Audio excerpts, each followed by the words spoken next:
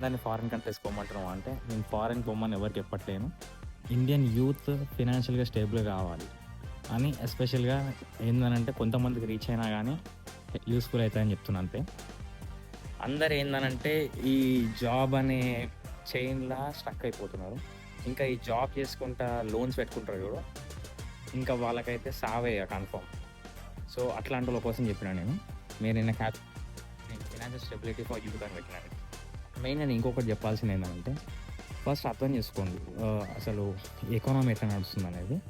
మీరు ఇండియాలో బిజినెస్ చేయడం వల్ల అంటే ఏదైనా చిన్న స్టార్టప్ ప్లాన్ అయినా ఎగ్జాంపుల్‌గా బిగ్ రెస్టారెంట్ కాకపోయినా గానీ, 5 స్టార్ లెవెల్‌లో కాకపోయినా గానీ 5, 6 పర్సన్స్ కలిపి ఒక బిజినెస్ స్టార్ట్ చేయడం పెద్ద కష్టమేం కాదు. అంటే మీడియం సైజ్ రెస్టారెంట్ ఓపెన్ చేసిరనుకుందాం. Group of 5 friends.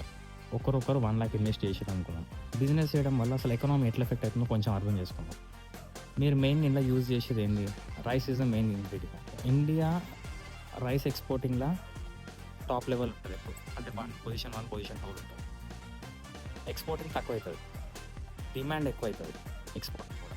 సో, ఆటోమేటిక్‌గా ఇప్పుడు ఎవరైతే మన దగ్గర నుంచి కొనుక్కుంటారో USA, UK, Australian people, Australian government ఎప్పుడైతే కొనుక్కుంటదో $5 పర్ కేజీ పే చేస్తుందనుకుందాము. ఇప్పుడు ఏమైతదనంటే గవర్నమెంట్ కౌంటర్ ఆఫర్ ఇస్తది. మా దగ్గర డిమాండ్ ఎక్కువైపోయింది రైస్‌కి. సో, మేము $8 పర్ కేజీకి అమ్మాలనుకుంటున్నాం అన్నప్పుడు వాళ్ళు యాక్సెప్ట్ చేయాల్సిందే. సో, అట్లా ఎకానమీ అనేది రొటేట్ అయితది. ఆటోమేటిక్‌గా అప్పుడు రూపీ వాల్యూ ఇంక్రీజ్ అయితది.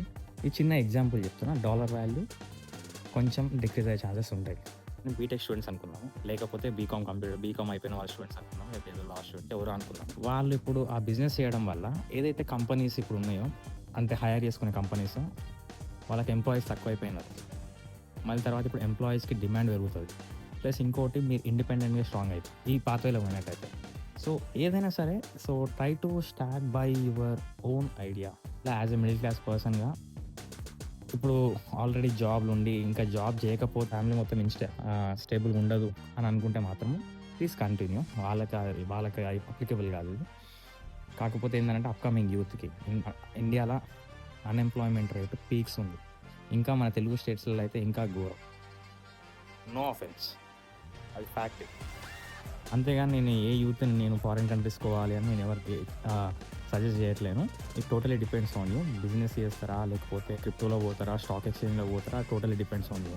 అంతే. And also please don't forget to subscribe to my channel. Thank you.